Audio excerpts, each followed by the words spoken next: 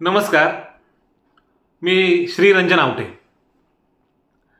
काल जंतर मंतरवरती जो प्रकार घडला त्याच्यानंतर आता आपण सगळ्यांनी बोलण्याची गरज आहे. म्हणजे तुम्ही कल्पना करा की आंदोलन सुरू आहे, उपोषण सुरू आहे, अचानक 10-12 पोलीस साध्या वेशामध्ये येतात, ते पांढऱ्या कापडाचा पडदा तयार करतात आणि सोनम वांगचुक यांना उचलतात आणि त्याच पांढऱ्या कापडामध्ये गुंडाळून त्यांना थेट हॉस्पिटलमध्ये नेतात. जे विद्यार्थी आंदोलक मध्ये येतात त्यांना लाठीचार्ज करतात. असा एकदम धक्कादायक प्रकार काल घडला. कोणत्या लोकशाही देशामध्ये अशा प्रकारची गोष्ट घडेल? आपल्याला कल्पना आहे की जवळपास गेले 20-21 दिवस झालं सोनम वांगचुक उपोषण करतायत, त्यांच्यासोबत आणखीन 4 विद्यार्थी उपोषण करतायत. शेकडो समर्थक कॉक्रोच जनता पार्टीचे हे तिथं ठाण मांडून उभे आहेत. काय त्यांचा मुद्दा आहे? त्यांची मागणी काय आहे? त्यांची मागणी आहे की शिक्षण मंत्री धर्मेंद्र प्रधान यांनी राजीनामा द्यावा. का राजीनामा द्यायचा त्यांनी? कारण नीटची परीक्षा लीक झाली, एकदा नाही अनेकदा झाली, पेपर फुटले. खरं म्हणजे विरोधी पक्षनेते राहुल गांधी गेले 3-4 वर्ष झालं या मुद्द्यावरती लढत आहेत. म्हणजे अगदी परवाच त्यांनी छात्रों की गूंज हा जो कार्यक्रम केला त्याच्यातून जी आकडेवारी आली ती अतिशय धक्कादायक आहे. म्हणजे 2014 पासून 152 वेळा पेपर फुटलेले आहेत. मला सांगा, पेपर फुटतात, त्याच्यानंतर 1-2 नाही 22 विद्यार्थी आत्महत्या करतात, लाखो विद्यार्थ्यांचं भविष्य अंधकारमय होतं, पालक चिंतेत आहेत. अशा वेळेस एक साधी मागणी आहे की हे जे धर्मेंद्र प्रधान आहेत त्यांनी राजीनामा दिला पाहिजे. आणि त्याच्यामुळे आपल्याला कल्पना आहे की जो मुद्दा राहुल गांधी अनेक वर्षांपासून मांडत होते तो आता ही कॉक्रोच जनता पार्टीही मांडते आहे. गेल्या 3 महिन्यांपासून ते बोलत आहेत आणि 3 आठवड्यांपासून तर दिल्लीतल्या जंतर मंतरवरती आंदोलन करतायत. ही मागणी काही अवास्तव नाही. ही मागणी ज्याला म्हणता येईल की काहीतरी अतिप्रचंड ते सरकारकडनं मागतायत अशातलाही भाग नाही. साधीसुधी मागणी आहे. म्हणजे मला तुम्ही विचाराल तर मी असं म्हणेन की धर्मेंद्र प्रधान यांचा राजीनामा समजा आला जरी तरी त्यातनं काय साध्य होणार आहे?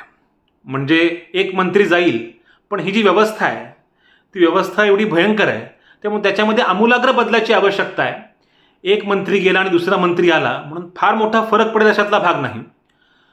पण या आंदोलकांचं म्हणणं असं की कुणीतरी जबाबदारी स्वीकारली तरी पाहिजे. जबाबदारी स्वीकारणं, अकाउंटेबिलिटी निर्माण होणं ही पहिली स्टेप आहे, ही पहिली पायरी आहे. आणि त्याच्यामुळे धर्मेंद्र प्रधान यांचा राजीनामा मागणं यात काहीच गैर नाही. पण त्याच्याविषयी कुठलीही चर्चा होत नाही आणि अचानक अशा प्रकारे सोनम वांगचुक यांना उचललं जातं आंदोलन स्थळावरनं. बरं, सांगितलं काय जातंय की त्यांना का उचललं?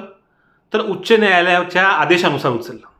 म्हणजे आपलं कल्पना आहे की आंदोलन जेव्हा 3ऱ्या आठवड्यामध्ये गेलं तेव्हा अनेकांनी सोनम वांगचुक यांना विनंती केली की आपण उपोषण सोडावं, हे सरकार क्रूर आहे, निर्दयी आहे, ते ऐकणार नाही, त्याच्यामुळे तुम्ही आपला जीव गमावू नये अशी विनंती अनेकांनी केली. अखेरीस एकानं जनहित याचिका केली हायकोर्टामध्ये आणि त्याच्यावरती उत्तर देताना हायकोर्ट असं म्हणालं की कोणाचाही जीव हा अतिशय मौल्यवान आहे आणि त्याच्यामुळे सोनम वांगचुक यांचा जीव जाऊ नये. तसंच त्यांचं जे काही हेल्थ आहे, त्यांचं जे काही आरोग्य आहे त्याच्या अनुषंगानं कंटिन्युअस रेग्युलर मॉनिटरिंग झालं पाहिजे. तर एवढंच त्यांनी म्हटलेलं आहे की हेल्थचे जे सगळे व्हायटल ज्याला म्हणतो आपण ते मॉनिटर झाले पाहिजेत, नियमित मॉनिटर झाले पाहिजेत असं त्यांनी म्हटलेलं आहे. हायकोर्टानं असं कुठेही म्हटलं नाही की सोनम वांगचुक यांना तुम्ही हॉस्पिटलमध्ये ॲडमिट करा. हायकोर्टानं असं कुठेही म्हटलं नाही त्यांना फोर्सफुली खाऊ घाला. हायकोर्टानं असं कुठेही म्हटलं नाही की त्यांना जंतर मंतरवरून हटवा. तरीसुद्धा सरकारनं ही कृती केली. त्यासाठी दिल्लीचे पोलीस कमिशनर बदलले. म्हणजे शिक्षण मंत्री बदलत नाहीत पण पोलीस कमिशनर बदलले आणि त्यांनी ही कृती केली. मग प्रश्न असा पडतो की अशा प्रकारची कृती त्यांनी का केली? आपल्याला कल्पना आहे की या आंदोलकांनी 20 जुलैला एक मोठा मोर्चा करण्याचं आवाहन केलेलं होतं. जंतर मंतर ते संसद अशा प्रकारे मार्च, अशा प्रकारची रॅली करायच्यासाठी ठरवलेलं होतं. देशभरातून युवक युवती तिथं पोहोचू लागले होते आणि संसदेचं अधिवेशनही सुरू होत आहे. त्या पार्श्वभूमीवरती मोठं आंदोलन होऊन सरकार अडचणीत येऊ नये म्हणून अशी कारवाई केली गेली असावी असं आपल्याला दिसतं.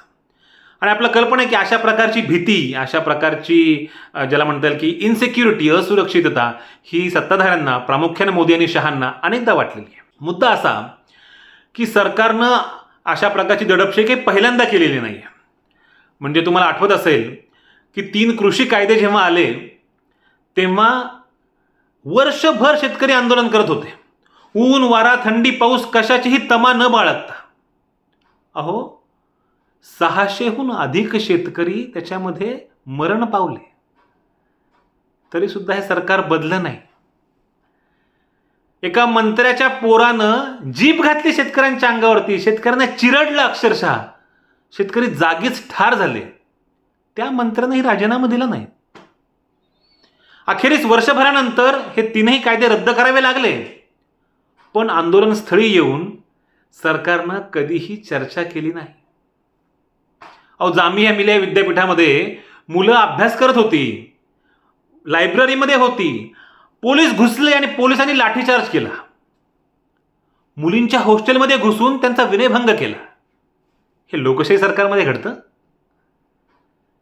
नागरिकत्व दुरुस्ती कायदा आणि नागरिकांची राष्ट्रीय नोंदवही म्हणजे CAA आणि NRC याच्या विरोधामध्ये शेकडो आंदोलनं झाली देशभरामध्ये. शाहीनबाग आंदोलन झालं. ती सगळी आंदोलनं अशीच दडपली. अहो कन्हैया कुमारला यांनी देशद्रोही ठरवलं, रोहित वेमुलाला आत्महत्येस प्रवृत्त केलं, उमर खालिदला तुरुंगात धाडलं. किती गोष्टी सांगायच्या या सरकारच्या दडपशाहीचा. आता या सरकारच्या दडपशाहीचा हा नवा अध्याय सुरू झाला आहे. ज्या प्रकारे त्यांनी पांढऱ्या कपड्यात, ज्याला आपण कफन असं म्हणतो खरं म्हणजे, गुंडाळून नेलं, ते पाहणं फारच हृदयद्रावक होतं. आपल्याकडं पांढऱ्या कापडामध्ये जिवंत माणसाला कधीच नेत नाहीत, मृत माणसाला नेतात. मग सोनम वांगचुक जर जिवंत आहेत तर या कफनामध्ये कोणाला गुंडाळलंय? सोनम वांगचुक यांना की भारतीय लोकशाहीला? तुम्हीच विचार करा आणि सांगा. धन्यवाद.